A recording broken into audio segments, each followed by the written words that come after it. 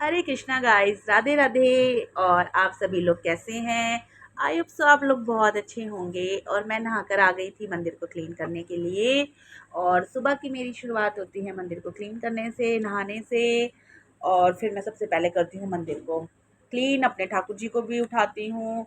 और ठाकुर जी उठ चुके हैं, फिर कराया था ठाकुर जी को थोड़ी देर पानी का भोग लगाने के बाद स्नान।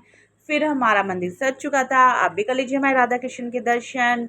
और मेरी पूजा सेवा पूजा हो चुकी थी सुबह की। मुझे सुबह की सेवा पूजा करना बहुत अच्छा लगता है, उसके मेरे मन को बहुत शांति मिलती है और मुझे बहुत अच्छा फील होता है। जब मैं पूजा नहीं करती तो मुझे बहुत सैड फील होता है।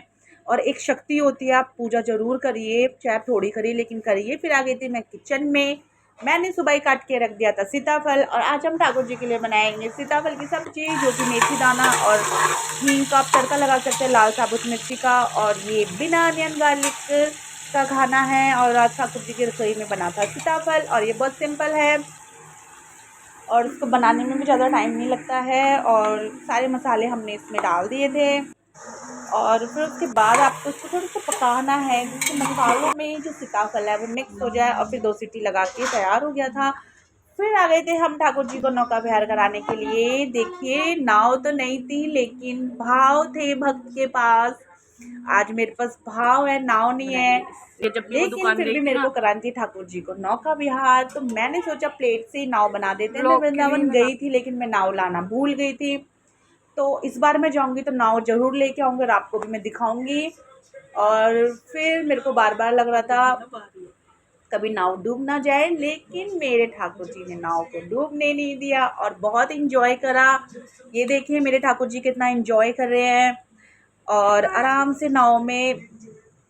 ये देखिए, और मुझे बार बार लग रहा था क्योंकि हमारे ठाकुर जी में वजन था, कभी डूब ना जाए प्लेट। लेकिन मेरे ठाकुर जी तो बहुत इंजॉय कर रहे थे, फिर बच्चों ने भी बहुत इंजॉय करा। ये देखिए, और धीरे धीरे ये नाव ना, मतलब हल्की से चल भी रही थी। ये देखिए, और ठाकुर जी कितना इंजॉय कर रहे हैं नाव में।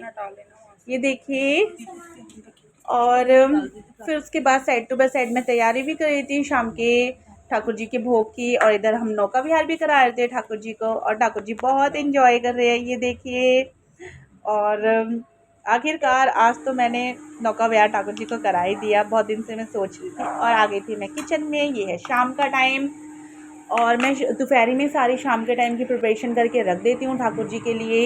ये आज ठाकुर जी के शाम के भोग में था आलू का पराठा। ये देखिए, और मैं बनाई थी ठाकुर जी के लिए आलू के पराठे। अपने ठाकुर जी को मैं सबसे पहले भोग लगाती हूँ शाम को, बाकी का खाना बाद में बनता है। और मैंने फटाफट से ठाकुर जी के लिए पराठे बना लिए थे। ये देखिए, और फिर उसके बाद ये था हमारे ठाकुर जी का शाम का भोग। और फिर हमने लगाने की तैयारी कर दी थी ठाकुर जी को भोग, और तुलसी पत्ते के बिना है ठाकुर जी का भोग अधूरा। और चलिए अब चलते हैं मंदिर में शानू ठाकुर जी को नाश्ता दे भोग दी। लगाने के लिए। और हमने पढ़ा था मंत्र वहाँ पर उस टाइम पे, ठाकुर जी को भोग लगाया था। और जब आप भोग लगाते तो आपको मंत्र पढ़ना बहुत ज़रूरी है, उससे ही ठाकुर जी भोग लगाते हैं। और फिर शाम के टाइम हो गया था, मौसम बहुत अच्छा। ये देखिए, और आज बहुत ज़्यादा गर्मी भी थी। और दिल्ली का मौसम हो गया था बहुत अच्छा। और दिल्ली में आजकल ऐसा हो रहा है कि गर्मी हो रही है, फिर बारिश हो रही है, फिर आंधी चल रहा है। यही सब चीज़ें चली हुई है। और फिर हुई थी बहुत तेज़ बारिश, जैसे कि आप देख रहे हैं। और बहुत तेज़ आंधी भी चल रही थी बारिश के साथ। ये देखिए, और आपको मेरा ब्लॉग कैसा लगा? राधे राधे सबको।